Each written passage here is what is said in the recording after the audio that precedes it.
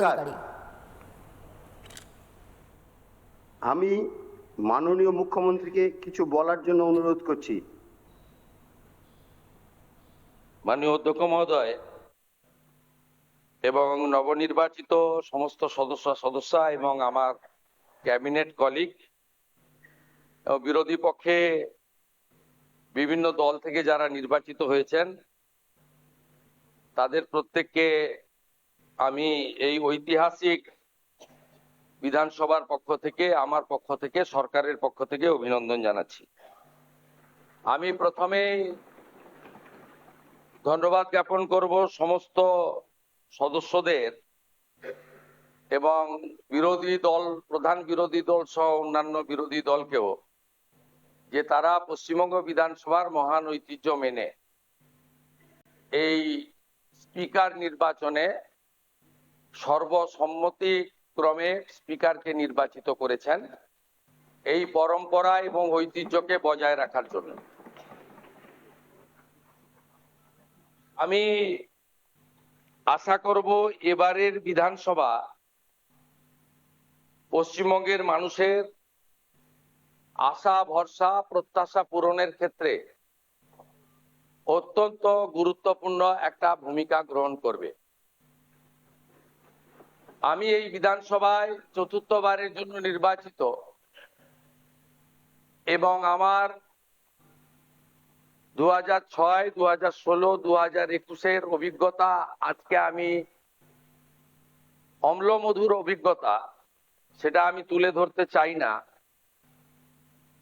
আমি চাই যে সমস্ত পুরানো যা আমাদের ভুল ত্রুটি বিচ্যুতি বা আমাদের যে সংসদীয় গণতন্ত্রের একটা বিরাট পরম্পরা রয়েছে, সেটাকে আমরা কখনোই দৃষ্টান্তমূলক হিসেবে না ধরে আমাদের সংবিধান, বিধানসভার নিজস্ব রুলস এবং বহুদলীয় গণতন্ত্রের যে পরম্পরা রয়েছে সেটা আমরা মেনেই এই বিধানসভায় অংশগ্রহণ করব এবং আলোচনায় আমরা নিজেদের মতামত রাখব। আমি আশা করব যে এই বিধানসভা চলার ক্ষেত্রে মাননীয় বিধায়কদের উপস্থিতি, প্রশ্নোত্তর পর্ব থেকে শুরু করে সমস্ত গুরুত্বপূর্ণ বিষয়ে আলোচনায় অংশগ্রহণ করা, নিশ্চয়ই বিরোধীদের প্রতিবাদ থাকবে, বিরোধীদের আবেদন থাকবে, কিন্তু প্রথম দিন থেকেই বিধানসভার কার্যপ্রণালী, বিধানসভায় বিএ কমিটিতে যা নির্দিষ্ট হবে সেই বিষয়গুলিকে বানচাল করার প্রয়াস থেকে তারা বিরত থাকবেন। আমরা চাই একটি নতুন যুগের সূচনা। ভারতবর্ষ বহু প্রদেশের সমন্বয়ে গঠিত পৃথিবীর সর্ববৃহৎ গণতান্ত্রিক দেশ। অন্যান্য রাজ্যের বিধানসভার পারফরমেন্স, তার এলাকার বিধায়কের পারফরমেন্স সরাসরি মানুষ দেখতে পায়।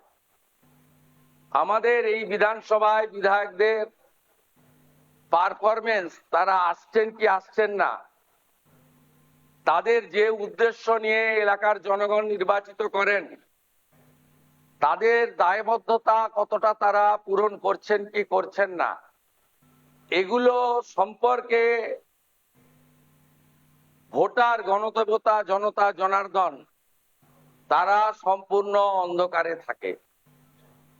তাই আমি আশা করব মাননীয় অধ্যক্ষের নেতৃত্বে এই ঐতিহাসিক বিধানসভা, যা 1947 সালের 20 জুন ডক্টর শ্যামাপ্রসাদ মুখার্জির নেতৃত্বে ভারত ভুক্তির প্রস্তাব গৃহীত হয়েছিল 58-21 ভোটে, সেই বিধানসভায় জনগণের নজরদারিকেও সুনিশ্চিত করার ক্ষেত্রে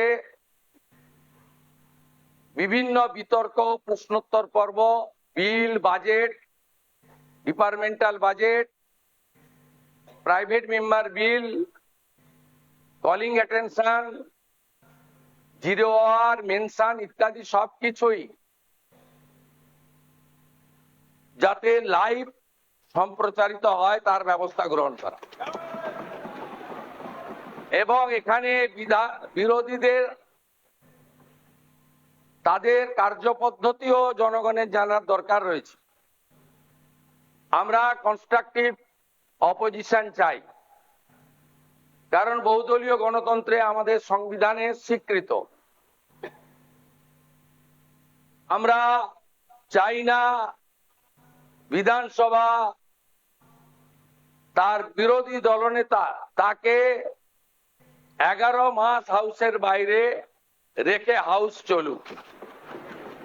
আমরা চাই না কোনো বিধায়ক শারীরিকভাবে নিগৃহীত হয়ে কোনো হসপিটালে বা ডাক্তারের কাছে যাক, এটা মারামারি করার জায়গা নয়। আমরা চাই দায়বদ্ধতা, ভাষা প্রয়োগের শালীনতা। আমরা চাই সংবিধানকে মাথায় রেখে সংবিধানের যে 3টি বিষয় রয়েছে, for the people, by the people, of the people, সেটাকে মেনে আমরা এই বিধানসভাকে এগিয়ে নিয়ে যেতে চাই। আজকে দীর্ঘ বক্তৃতা করা উচিত নয়। পরম্পরা মেনে প্রোটেম স্পিকার, যিনি গত 3 দিন নিষ্ঠার সঙ্গে চালালেন, মাননীয় Tapas Roy, senior member of this house, senior leader of the state, তার যোগ্যতা দিয়ে যেভাবে পরিচালনা করেছেন তিনিও নিশ্চয়ই ধন্যবাদ জ্ঞাপন করবেন। এখানে প্রধান বিরোধী দল থাকলেও অন্যান্য বিরোধী দল থেকেও কয়েকজন জিতে এসেছেন। এই বিধানসভায় সকলের প্রতিনিধিত্ব সুনিশ্চিত করার ক্ষেত্রে তারাও হয়তো শুভেচ্ছা দেবেন। আমি আশা করব আমাদের স্পিকার মহোদয় ঘোষণা করবেন আমরা পরে কবে বসবো, সেটা আমার ঘোষণা করা উচিত নয়, কারণ মাননীয় স্পিকারের চেয়ারের মর্যাদা, তিনি নিশ্চয়ই সরকারের সঙ্গে পরামর্শ করে চলবেন, তার চেয়ারের মর্যাদা, তার সম্মানের মর্যাদা আমরা অক্ষরে অক্ষরে পালন করব, কারণ তিনি এই হাউসের কাস্টোডিয়ান।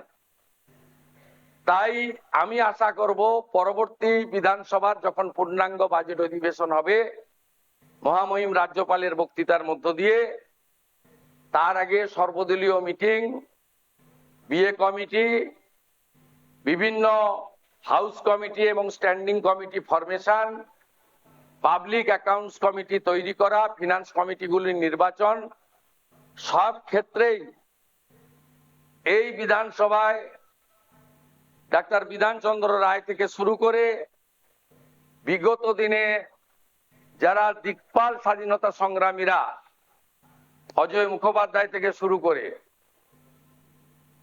তারা যেভাবে এই বিধানসভাকে চালিয়েছেন, যে পরম্পরা ছিল, এই পরম্পরা আমাদের চলবে। এই বিধানসভায় সংস্কারেরও দরকার রয়েছে। ইলেকট্রনিক্স ভোটিং মেশিন এখনো শুনলে আপনাদের খুবই পরিতাপের বিষয়, আমাদের কাগজে লিখে দিতে হয়। শুধু তাই নয়, মাননীয় অধ্যক্ষের নেতৃত্বে রাজ্য সরকারের সর্বোচ্চ আধিকারিকরাও আজকে এসেছেন এই ঐতিহাসিক ক্ষণের সাক্ষী থাকার জন্য। আমাদের ডিলিমিটেশন ইত্যাদি হয়ে যাওয়ার পরে বিধানসভার আসন সংখ্যাও হয়তো বাড়তে পারে।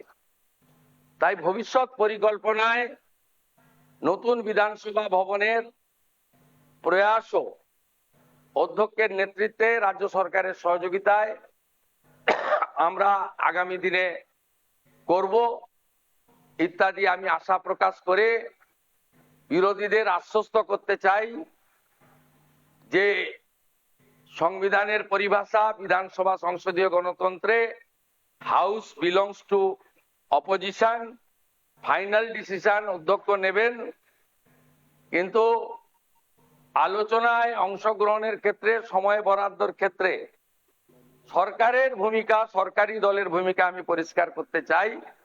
সংখ্যায় আপনারা অনেক কম হলেও আমরা 50-50 যে ভাগ আছে সেটা থেকে সরে যাব না। আমাদের সংখ্যা অনেক বেশি হলেও আপনাদের বেশি করে বলার সুযোগ যাতে অধ্যক্ষ দেন সরকার এবং সরকারি দলের, সেই ব্যবস্থা থাকবে। আমি মুখ্যমন্ত্রী হিসেবে মাননীয় বিধায়কদের কোন দল থেকে জিতেছেন বড় কথা নয়, মন্ত্রীদের সঙ্গে মিট করবেন, যদি না আপনাদের দলের আপত্তি না থাকে। মন্ত্রীদেরও বলবো বিরোধী দলের বিধায়করা অ্যাপয়েন্টমেন্ট চাইলে দেবেন। এলাকায় মন্ত্রীরা গেলে যে দলেরই বিধায়ক হন তাকে খবর দেবেন। এবং মাননীয় বিধায়ক, আমরা আগে চিঠি দিলে উত্তর দিতেন না অনেক মন্ত্রী, মুখ্যমন্ত্রীর তো প্রশ্নই ছিল না। আপনারা আমাকে চিঠি দিলেন, দেবেন, প্রাপ্তি স্বীকারও পাবেন এবং কিছুটা ইতিবাচক ফলাফলও পাবেন। আশ্বস্ত থাকুন, ভারতীয় জনতা পার্টি 21টা রাজ্যে মাননীয় নরেন্দ্র মোদীজির মার্গদর্শনে যেভাবে সরকার চালাচ্ছে, এই সরকারও তার অন্যথা করবে না। সবাই খুব ভালো থাকবেন। ভারত মাতা কি বন্দে। নানা ধরনের কন্টেন্ট দেখার জন্য লাইক করুন, শেয়ার করুন আমাদের ফেসবুক পেজ, সাবস্ক্রাইব করুন আমাদের ইউটিউব চ্যানেল। পাশাপাশি অন্যান্য ব্রেকিং নিউজের জন্য অবশ্যই চোখ রাখুন রিপাবলিক বাংলায়।